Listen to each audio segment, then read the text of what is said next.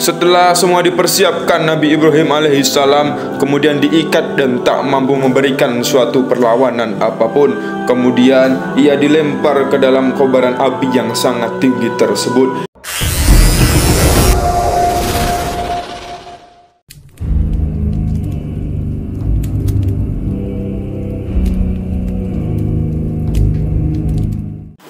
Bismillahirrahmanirrahim. Assalamualaikum warahmatullahi wabarakatuh. Alhamdulillahirabbil alamin. Assalatu wassalamu ala nabiyyina wa habibina sayyidul anbiya'i wal mursalin sayyidina wa maulana Muhammadin ibni Abdullah ibni Abdul Muttalib wa ibni Hashim. Sahabat Z Channel rahimakumullah, alhamdulillah kita berjumpa lagi di Z Channel yang membawakan sebuah kisah-kisah luar biasa Islam. Pada episode kali ini kita akan membahas kisah mukjizat Nabi Ibrahim alaihissalam yang kebal dibakar api. Nabi Ibrahim alaihissalam merupakan salah satu nabi yang dicintai oleh Allah subhanahu wa ta'ala. Nabi Ibrahim lahir di Babilonia, Irak, dan dikenal sebagai bapaknya para nabi.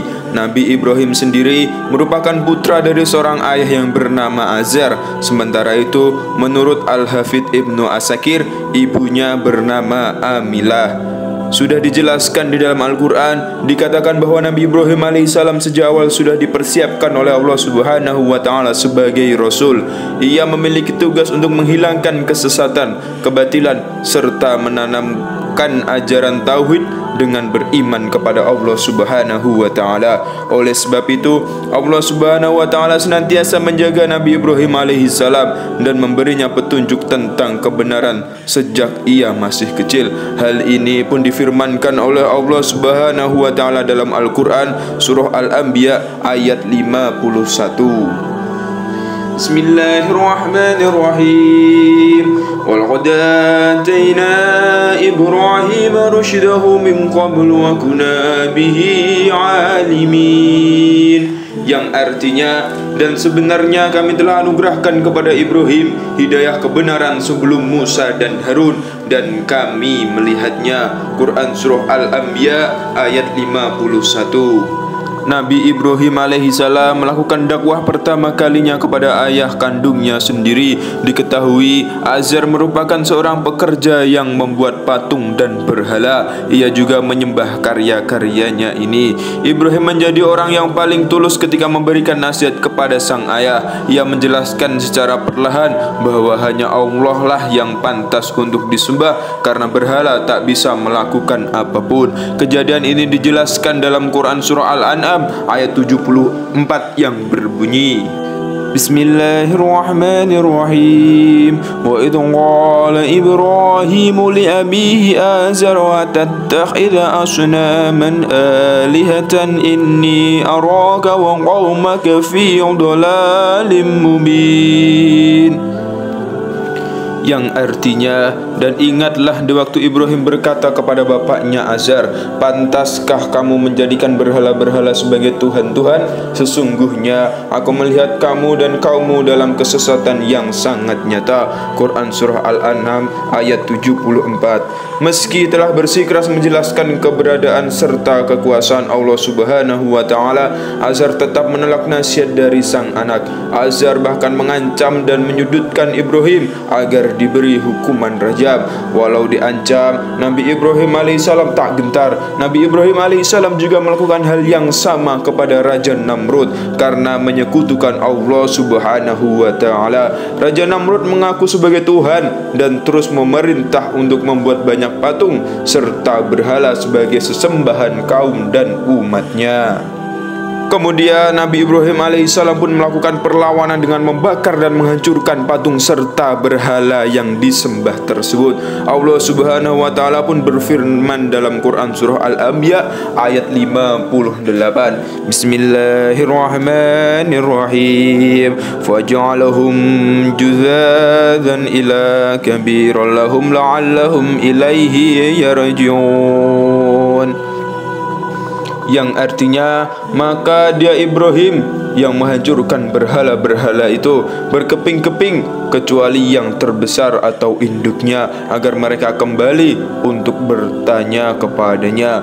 Keberanian Ibrahim alaihissalam ini pun membuat Raja Namrud murka. Oleh sebab itu, Raja Namrud memerintahkan seluruh pengawal serta kaumnya untuk mencari dan menangkap Nabi Ibrahim alaihissalam. Saat orang-orang beramai-ramai mencarinya, kesempatan tersebut justru dimanfaatkan oleh Nabi Ibrahim alaihissalam untuk berkumpul dalam satu tempat. Ia memiliki tujuan untuk mengemukakan alasan mengapa berhala dan patung tersebut tak pantas untuk disembah.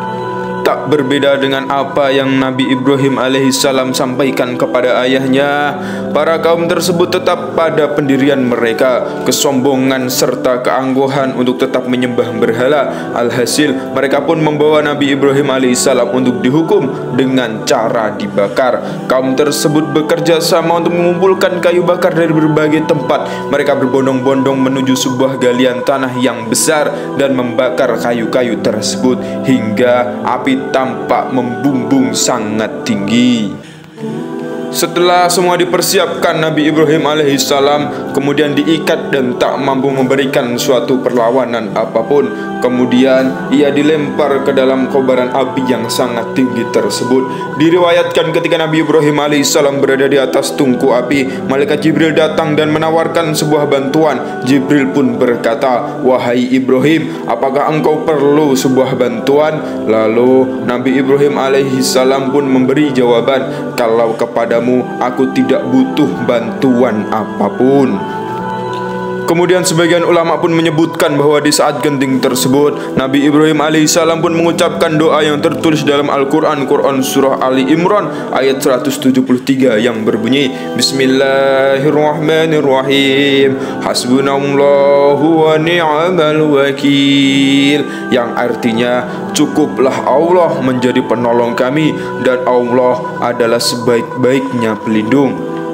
Dalam kondisi tersebut, mukjizat Nabi Ibrahim alaihissalam pun ditunjukkan oleh Allah Subhanahu wa taala melindungi Nabi Ibrahim alaihissalam dengan menunjukkan bukti kekuasaannya, dan atas izin Allah Subhanahu wa taala api tersebut menjadi dingin dan Nabi Ibrahim selamat. Kejadian ini pun ditulis dalam Al-Quran Surah Al-Anbiya ayat 69.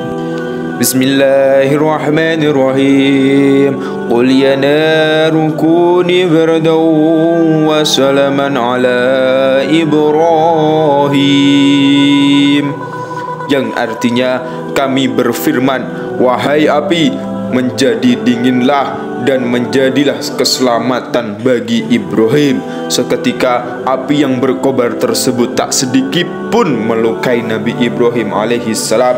Berkat keimanan, berkat ketakwaan, dan berkat kepasrahannya kepada Allah Subhanahu wa taala, kemudian Allah menurunkan mukjizatnya kepada Nabi Ibrahim alaihissalam untuk menolong Nabi Ibrahim alaihissalam. Demikianlah kisah mukjizat Nabi Ibrahim alaihissalam yang kebal dibakar api. Semoga bermanfaat dan semoga kita bisa mengambil ibrah dan pelajaran serta keteladanan dari kisah tersebut. Akhirul kalam, wal afu minkum, tsumma assalamualaikum warahmatullahi wabarakatuh.